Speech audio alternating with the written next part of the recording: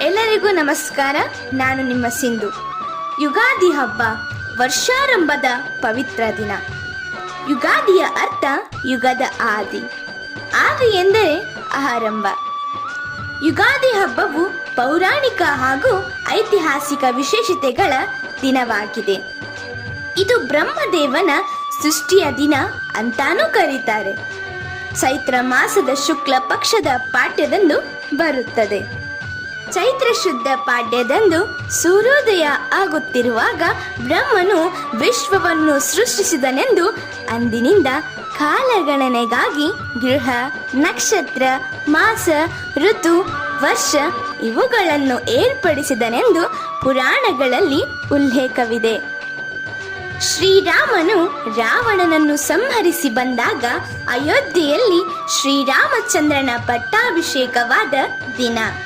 ಇತಿಹಾಸದಲ್ಲಿ ಯುಗಾದಿ ದಕ್ಷಿಣ ಭಾರತವನ್ನು ಆಳಿದ ಶಾಲಿವಾಹನನನ್ನು ಚೈತ್ರ ಶುದ್ಧ ಪಾಡ್ಯಮಿ ಎಂದು ಶಾಲಿವಾಹನ ರಾಜ ಸಿಂಹಾಸನರೂಢನಾದನೆಂದು ಆಗಿನಿಂದ ಶಾಲಿವಾಹನ ಶಕೆ ಆರಂಭವಾಯಿತೆಂದು ಹೇಳಲಾಗುತ್ತದೆ.